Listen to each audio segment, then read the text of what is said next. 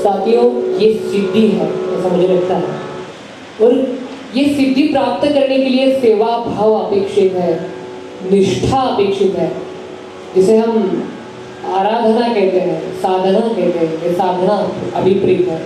एक बार जोरदार तालियों के साथ आतिश जी, मैं आपका नमन करता हूँ सभी श्रोताओं की ओर से, दर्शकों की ओर से।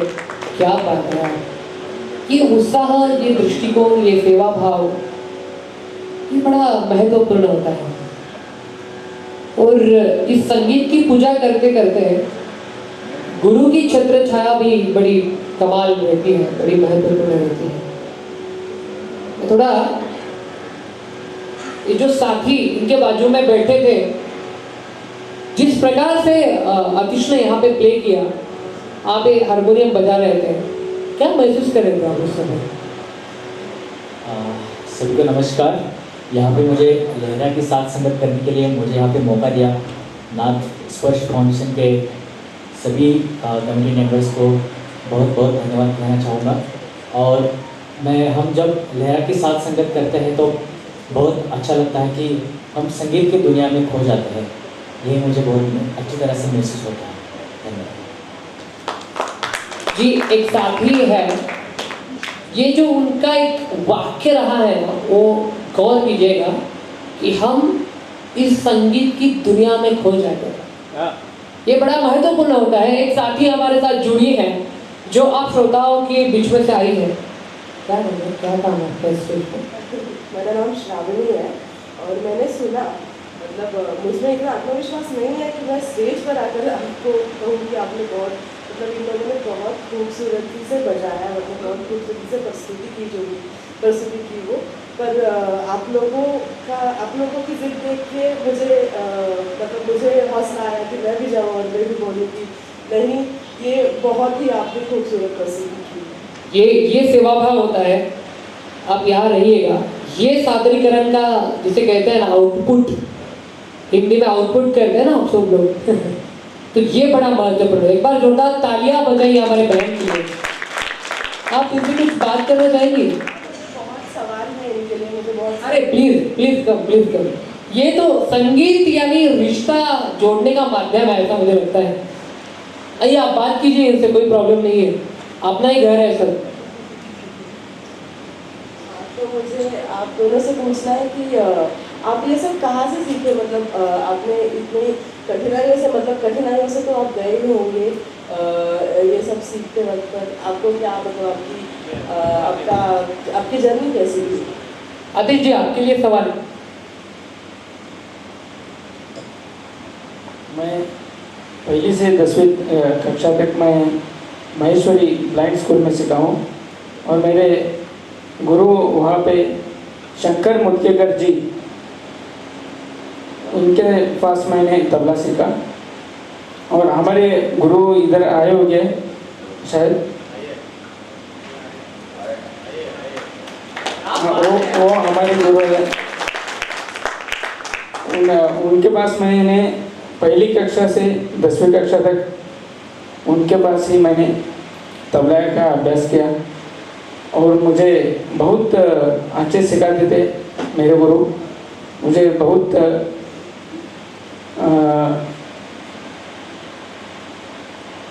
खुश होता है, लेकिन मुझे इतने मारते थे, इतने गालियाँ देते थे, मुझे छोड़ते ही नहीं थे हमारे गुरु। और मैं कहाँ भी गया तो उनके साथ ही रहता था और मुझे यही सिखाना है, मुझे वो सिखाना है, ऐसा। धन्यवाद। शायद यही सवाल प्रणय से था उनका। मैं इनके लिए ज़्यादा मैं तालियां एक्सपेक्ट करूँगा यहाँ पे, क्योंकि आज की ये रिपोर्टर बनकर आई है यहाँ पे। हाँ, आज की पत्रकारिता साथियों विशिष्ट राजकीय विषयों से लेकर प्रेरित होती है, लेकिन पत्रकारिता का दायित्व यह है कि इन जैसे विषयों को माध्यम से प्रेजेंट करें। मैं सलाम करता हूँ बहन आपको, आप यहाँ तक आई है। ये आमच्या मराठीत म्हणतात ते काही साधी गोष्ट नाही आहे, खूप हिंमत लागते यासाठी। प्रणय जी। मैं बेसिकली महाराष्ट्र कोल्हापुर से हूँ और मेरा जो म्यूज़िक का एजुकेशन है, ये स्कूल के समय ही मेरा म्यूज़िक का एजुकेशन हुआ था। कोल्हापुर की जो ब्लाइंड स्कूल है, ज्ञान प्रबोधिनी भवन संचलित ब्लाइंड स्कूल, उसमें मेरे गुरु थे गौतम कांबले सर, पुणे से। उन्होंने मेरी बेसिक म्यूज़िक की शिक्षा दी। बाद में मुझे म्यूज़िक के बारे में रुचि बढ़ी और मैंने कॉलेज में जाके मुझे ललित कला केंद्र, ये पुणे यूनिवर्सिटी में है, उसका मुझे पता मिल गया और मैंने ललित कला केंद्र से मास्टर इन म्यूज़िक किया। वहाँ से मेरे गुरु थे हारमोनियम के डॉक्टर चैतन्य कुंटे सर, वो पुणे के हैं। उन्होंने मुझे बहुत अच्छी तरह से गाइडेंस किया और बहुत सारी क्लिष्ट बंदिशें और उपशास्त्रीय संगीत का भी मुझे बहुत अच्छी तरह से उन्होंने नॉलेज दिया, लाइक दादरा, ठुमरी, टप्पा कैसे बजाना है हारमोनियम पे, वो उन्होंने मुझे बहुत अच्छी तरह से सिखाया। आज इस परफॉर्मेंस करते समय मैं मेरे गुरु को बहुत उनका सम्मान करता हूँ और उनको तहे दिल से नमन करता हूँ। मैंने कुछ सवाल यहाँ लिख के लाए हैं। जब मैं सुन रही थी आप दोनों को ये प्रस्तुति करते हुए, तो मैंने कुछ सवाल यहाँ लिख के लाए हैं, तो क्या मैं पूछ सकती हूँ?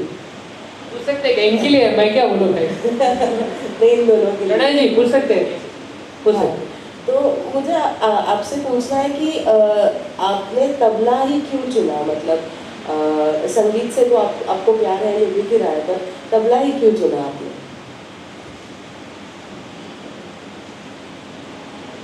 मैं छोटा था ना, हमारे घर में हमारे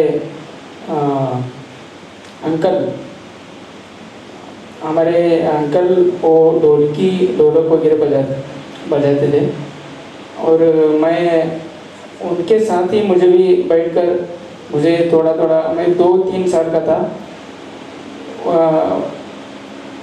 तब मुझे बैठ के वो बजाते थे। वही मैंने 4 वर्ष से मुझको भी थोड़ा उन्होंने उस पर कैसा हाथ रखना है और कैसा बजाना है, वो मुझे थोड़ा बहुत अच्छा लगा। इसलिए मैं पहली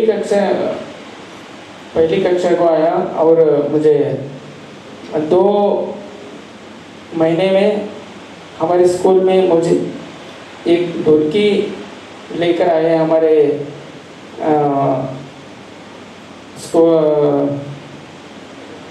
स्कूल वालों ने, और मैं ढोलकी बजाता था। वो ढोलकी बजाते बजाते तबला भी सीखा।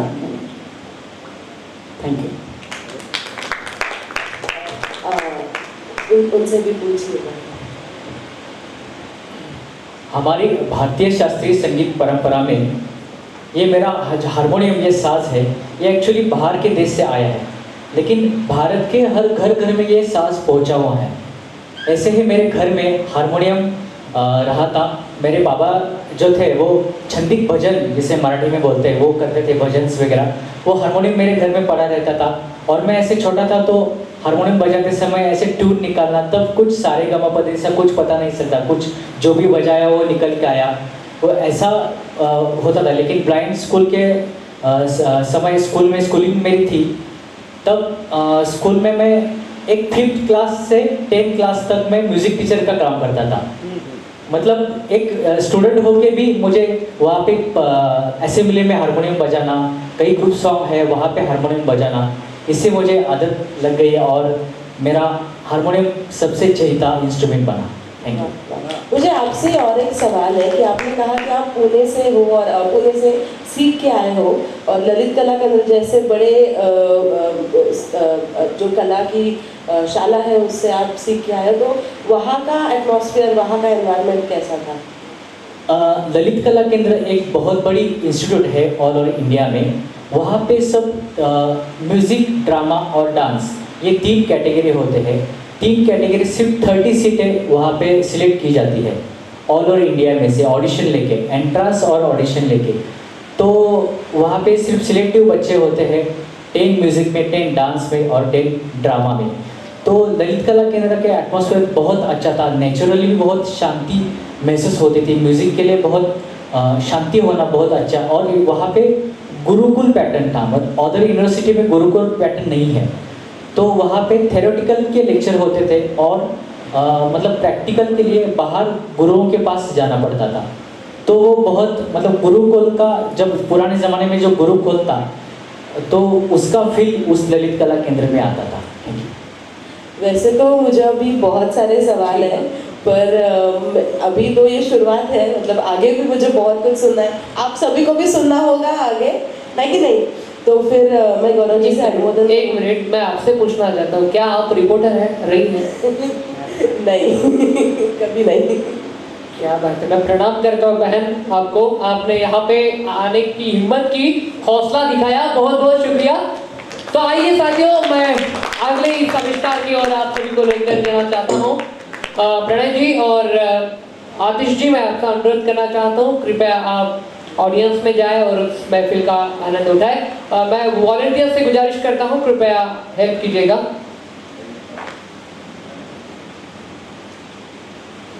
थोड़ा सा यहाँ पे मैं कहना चाहूँगा, हमारे जो एक और अतिथि यहाँ आने वाले थे वो अभी पधारे हैं, Sivan Gowda Patil, Samriddh foundation disable for disable.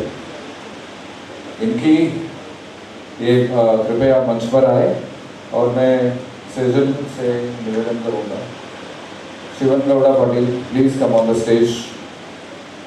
उनका सम्मान किया जाएगा।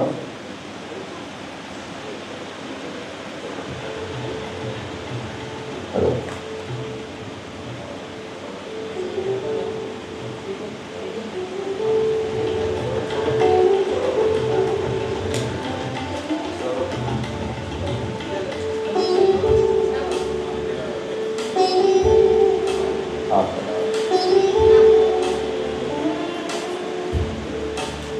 Sivan Gowda Patil, Samriddh foundation for disable. इनके फाउंडेशन में जो कार्य चलता है, मैं शिवन गौड़ा पाटिल जी से अनुरोध करूंगा 2 मिनट में अपना समृद्ध फाउंडेशन क्या है इसके बारे में 2 मिनट आप हमें बताइए। और शिवन गौड़ा पाटिल।